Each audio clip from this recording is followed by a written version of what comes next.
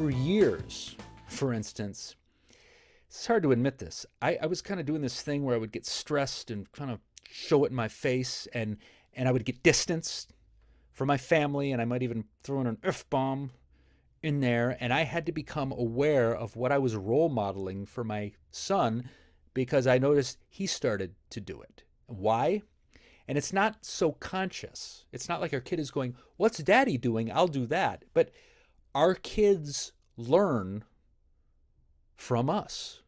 Okay, so if we can show them that you can have an uncomfortable emotion and get through it, that you can have a disagreement with your spouse, girlfriend, boyfriend, anything in between, and resolve it, then they're going to learn that, okay, I can have uncomfortable feelings like sadness, anger, or nervousness, etc. I can have those feelings and it's okay because I'll get through them. But if we show them outbursts and tantrums and tension, they're going to be scared of feelings like that. And when they feel them while they're trying to do their homework, while they're trying to fill in the blank, they're going to run from it and they're going to procrastinate and they're going to get on a screen and zone out. And that's a lot of what's going on, especially today where we've got social media and technology that's working against us. It is working against us, working on short attention span and anxiety itself, getting clicks, getting texts,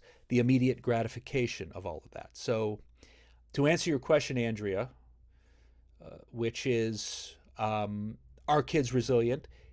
They come with a baseline of yes and no, and now it's up to us to foster it and role model it in any way we can. Because again, the toughest thing about parenting, the pill we all have to swallow, which I didn't even really buy it until I really 5-10 years into being a therapist. It's not what we say, it's what we do.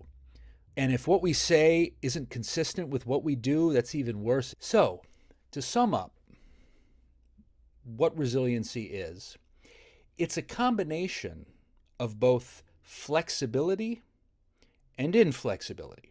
Okay, so at the core, we have our values and our true, authentic self. And we want to be relatively inflexible with that, or we want our kids to be inflexible with that. So they'll stick to their guns. And if you think about it, a lot of that has to do with safety. Like, think back to when you were in high school.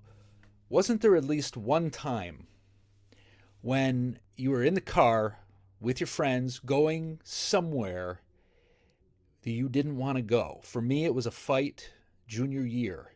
We're driving there. I wanted no part of it.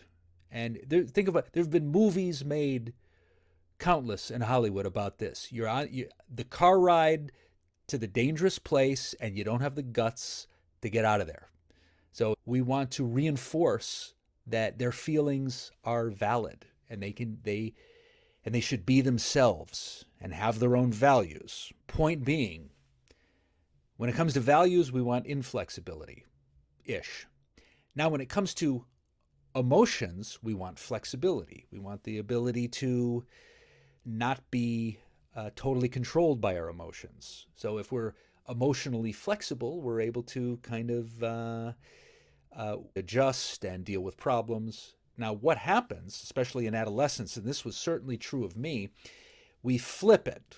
We're inflexible with our values. In other words, we want, that goes, peer pressure, and I want you to like me, so I'm going to say what you think I want you to say. And then, which causes, again, an inherent distress. And then we're inflexible.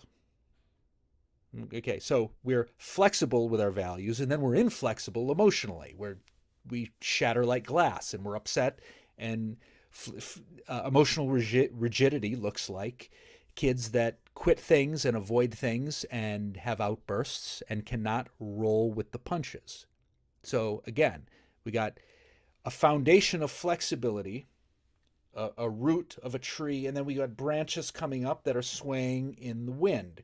Weathering the storm, bro. I think you get the point. Okay? And so again, that's resiliency. So what are our takeaways? If there's one takeaway, show your kids in what you do that anxiety is okay, that stress is okay. It's a part of life.